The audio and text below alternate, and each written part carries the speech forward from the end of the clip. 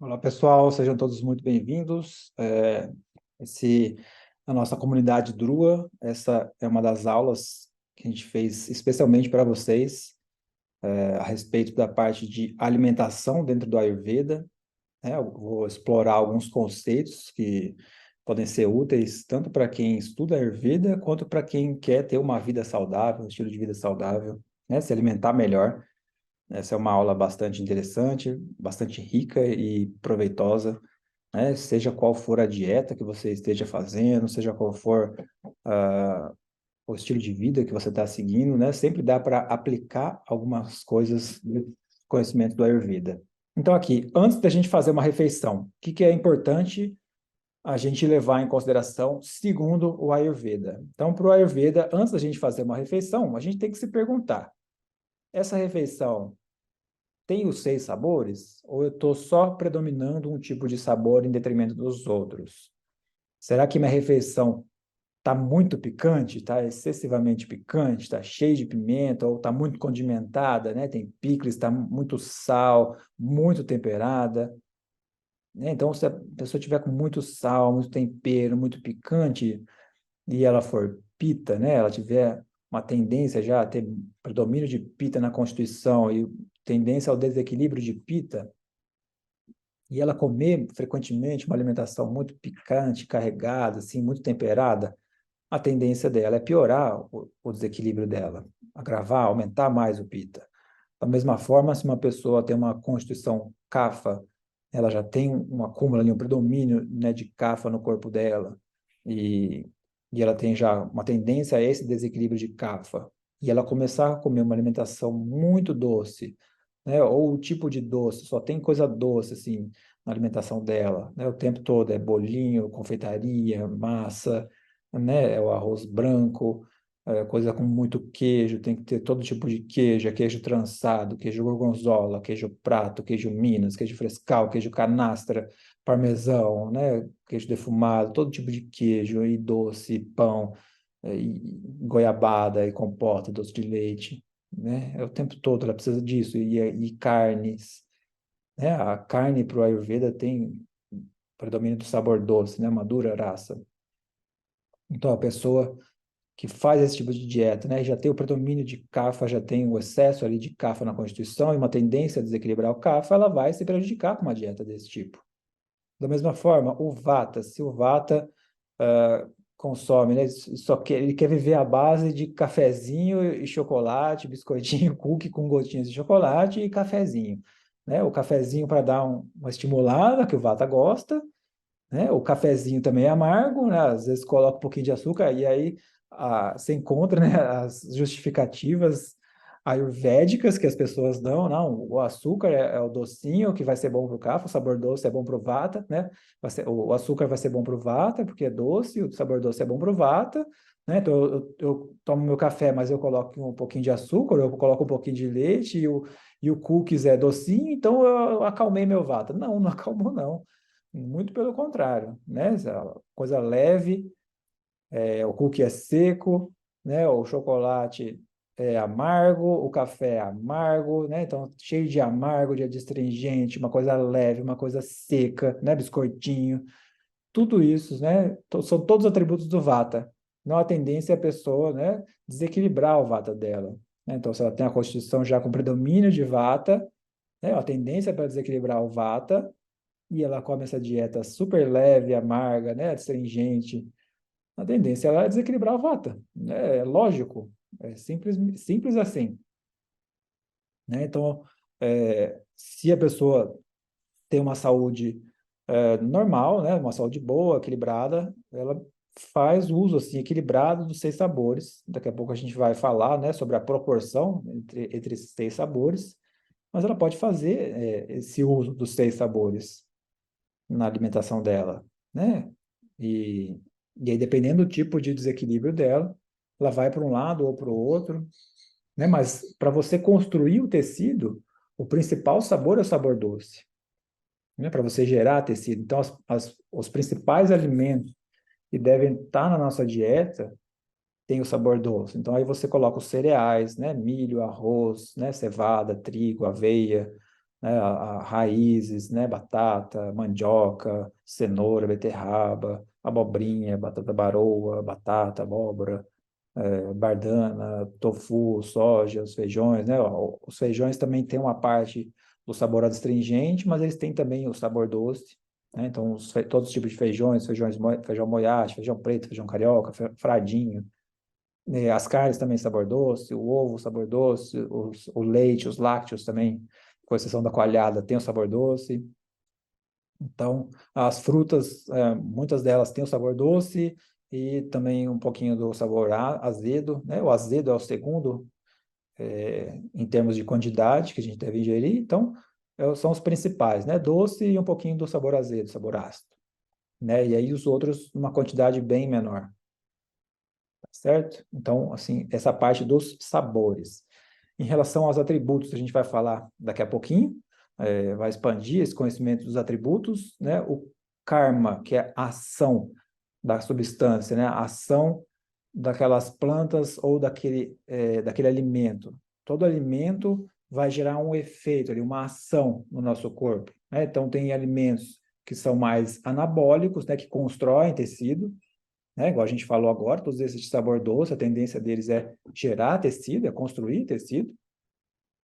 E tem alimentos com ação mais catabólica, né? Então, as pimentas, né? Esses alimentos amargos, né? São alimentos que tendem a secar, tirar tecido, né? Às vezes até atrapalhar a absorção de alguns nutrientes, né? Por exemplo, o café é um alimento, né? Uma bebida que atrapalha a absorção de ferro, cálcio, zinco, magnésio, né? O chocolate também, mesma coisa, né? Então, são alimentos que agem no lado oposto, né? Na parte de redução de tecido. O víria. Víria é a potência, ou seja, a intenção da erva, né? Então, tem ervas ou plantas medicinais, tem alimentos que têm uma intenção que é de construir tecido, né? De uma intenção que é mais anabólica, e a gente chama isso de chita víria, ou seja, o víria frio, é aquele víria que tem a tendência a construir mais tecido, a gerar nutrição. E os alimentos de víria quente, ou ushna víria, são aqueles alimentos que, ou plantas medicinais, ou ervas e especiarias, são aqueles com características de reduzir tecido, ou de aumentar o nosso metabolismo, de acelerar o metabolismo, né, de estimular a digestão, ou de estimular, né, o movimento, né, o fluxo sanguíneo, de estimular, de fazer suar, né, são alimentos ou plantas medicinais ou especiarias de víria quente.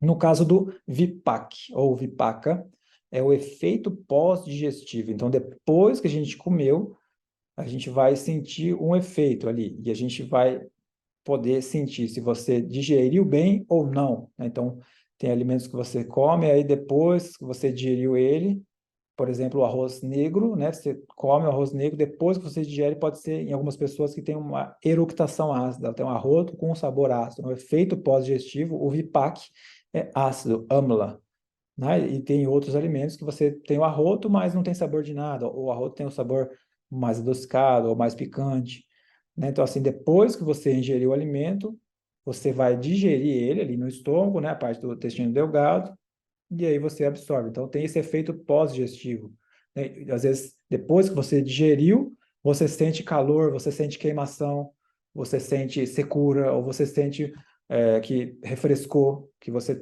estava com calor, aí depois que você digeriu aquela planta medicinal, aquele chá, aquela comida, você sentiu que o seu corpo esfriou um pouquinho. Em outros casos, que o seu corpo esquentou, né? Então, pode ter várias formas, né? Vários tipos de Vipak que a gente pode descrever. E o Prabhava é um efeito inesperado, um efeito que não é, que é específico daquela planta, né? Então, eu vou citar vários exemplos, né, de Prabhava, que, por exemplo, o arroz, né? A gente fala do arroz, por exemplo, ele tem, né, o sabor doce, madura rasa, ele é pesado e não necessariamente ele vai agravar o cava, tá? Esse é um exemplo. O mel também tem sabor doce, mas também um pouquinho astringente. Ele não necessariamente vai agravar o cafa. Então, ele é bom, o mel é bom para o cafa. Tá? Então, eu vou explicar vários exemplos desse Prabhava. Tem outro exemplo que é muito comum no Ayurveda que eles falam, que é o Titrak, que é o Plumbago zeilânica, que é uma raiz de uma planta que tem uma florzinha azul, a raiz desse Titrak, e uma outra planta medicinal chamada Danti, né, essa planta medicinal eles têm o mesmo sabor, mesmo rasa, mesmo vilha e mesmo vipac, só que o Dante ele tem a tendência a ser laxativo e o Titrak não, o Titrak é mais digestivo, então, então eles têm efeitos completamente diferentes, apesar de ter o mesmo perfil de rasa, vilha, vipac, né, do sabor, da potência e do efeito pós-digestivo. Outro ponto para você prestar atenção na hora de você ingerir uma planta medicinal ou de comer alguma coisa, de fazer a sua refeição, é você prestar atenção na sua Prakruti e na sua Vikruti. Né? Você tem algum desequilíbrio? Você está passando por algum problema de saúde? Você tem alguma doença? Você tem algum sintoma que está gerando desconforto? Você consegue identificar algum dosha que está ali em desequilíbrio? Se é sua Vikruti. Ou não, você nasceu já com uma tendência ali e você quer agir de acordo com ela, você não quer desequilibrar aquela sua natureza, você não quer sair daquela natureza, você quer se manter ali fiel à sua natureza, você não quer desequilibrar, você não quer variar aquilo, você está bem, você quer voltar para o seu centro, para a sua essência, para o seu estado natural. Então, você quer cuidar da sua prakriti, então você tem que ter um estilo de vida que seja de acordo com ela. Tá? Então, o Agni é a nossa capacidade digestiva. Então, vai falar sobre a fome, se você está com fome ou não. Se você está com muita fome, você come um pouquinho mais. Se você está com menos fome, você come um pouquinho menos. Né? E aí você adapta. Ou se você não está com fome, você não come, você espera. Então, tudo isso depende, né? Você vai levar em consideração ali o seu Agni. Costa é o seu trato digestivo, né? Então, da boca até o ânus, todo esse trato digestivo, né? Ele tem um tempo para digerir os alimentos, um tempo que a gente tem para mastigar, para engolir, para o estômago, né? Mexer ali, fazer a digestão, soltar a secreção de enzimas, né? E se mover, mexer. Da mesma forma, a produção de bile, né, pelo fígado, e secreção da bile pela vesícula, suco duodenal, suco pancreático, né, essa série de enzimas que vão ser produzidas, né, e se você tem a tendência a ter o intestino mais solto ou mais preso, né, então, quando a gente fala do costa, você tem três tipos, né, costa, um tipo de intestino que ele é com a tendência a ser mais seco, mais constipado, as fezes mais duras, mais rígidas, né, mais secas. O intestino que é mais solto, com a tendência a ser fezes mais moles, mais esfareladas, né, que desfazem mais, ou mais com a tendência a fezes mal formadas. E o meio termo entre os dois, tá? Uma pessoa come qualquer coisa e já solta o intestino, a outra come qualquer coisa ou viaja, o intestino prende, fica mais constipada, e a outra está no meio das duas. Tá? Então, qual que é o seu costa? Qual que é a forma como o seu intestino funciona? Né? Não só o intestino, mas assim, quando a gente fala costa é tudo, da boca até o ânus. Né? Então, isso é uma coisa que às vezes as pessoas pensam, né, que não tem relação. Se você tem constipação ou não, não tem relação com a sua digestão, com a sua mastigação. Não, mas tem total relação.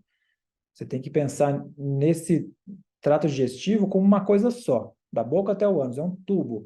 É um tubo que tem que estar inteiro funcionando bem, começando na mastigação até ali o ânus, a eliminação do esfíncter, né, da forma como ele relaxa ou não vai afetar se você vai eliminar as fezes ou você vai eliminar com facilidade ou com dificuldade.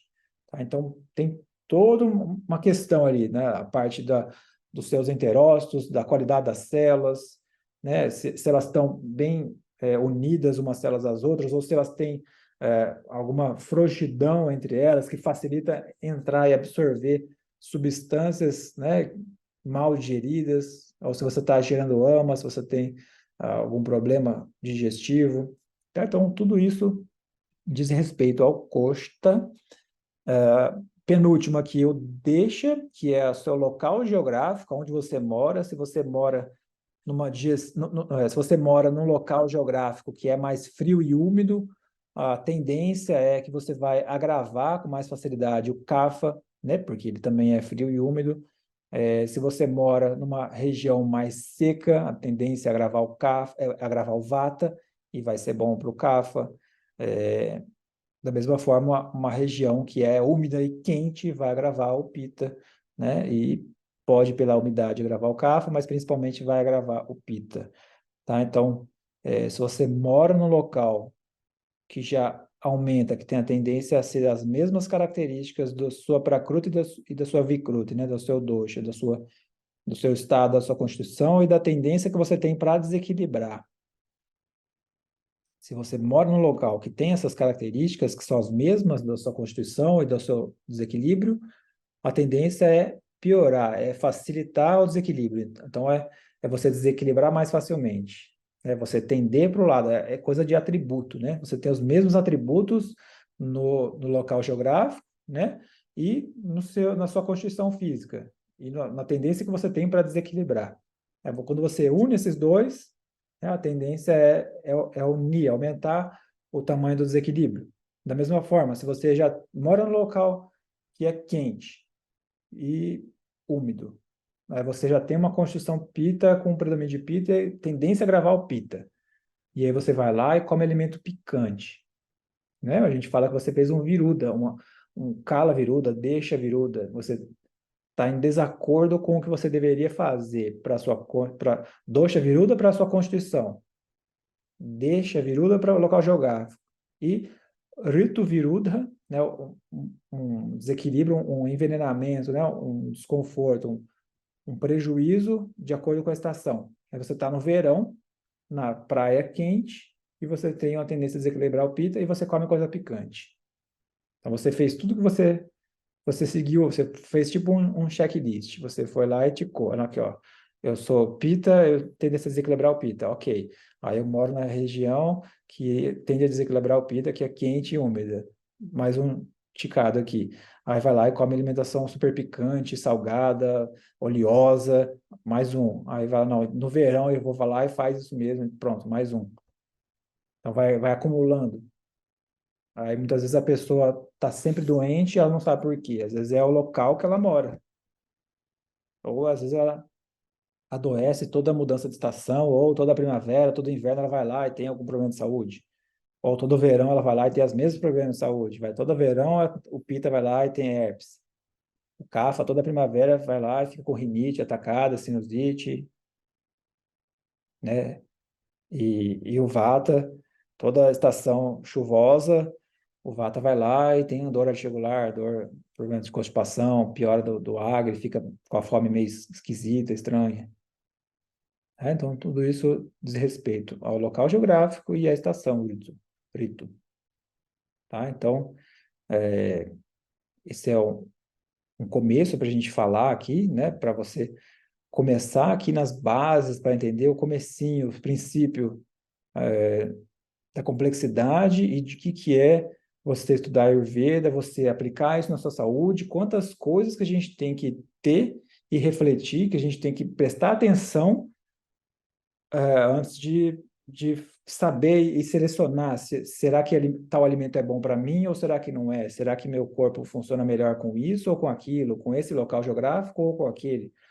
Então, são vários fatores, né? Por isso que eu falo que são anos, né? Você tem que se dedicar a essa observação, a estudar isso e entender corretamente para você conseguir ir aos pouquinhos aplicando, entendendo, né? Estuda um pouquinho, aplica, estuda mais um pouquinho, aplica de novo. Ah, errou, esqueceu, tudo bem, você aprende, entendeu? E continua para ir se fortalecendo, para ir fortalecendo a sua saúde, para ir esse aprendizado.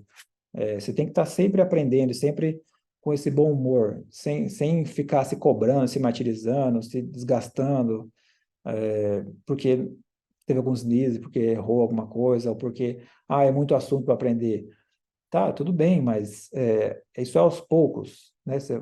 Vou colocando aos pouquinhos para vocês irem absorvendo isso, irem entendendo, irem dominando o assunto e ficando experts realmente na própria saúde.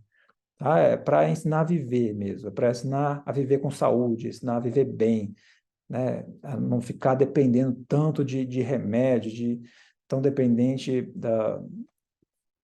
de ficar, né, com uma situação tão ruim para viver, né? Envelhecer sem saúde é muito triste, né? Então a gente tem que envelhecer tem que se preparar para envelhecer, né? Se preparar financeiramente para não precisar ficar se matando de trabalhar para você poder dormir melhor, né, quando você estiver mais velho, para você conseguir comprar alimentos melhores, orgânicos de qualidade, que te fazem bem, né? Para você não ficar refém do que os outros têm para te dar, né? Para você ter também situação financeira para gastar com médicos, com curso, com exames, com coisas para você cuidar de você, mas você tem que se preparar também na parte da alimentação, na parte de você escolher bem aquilo que você se alimenta, a forma como você se alimenta, né?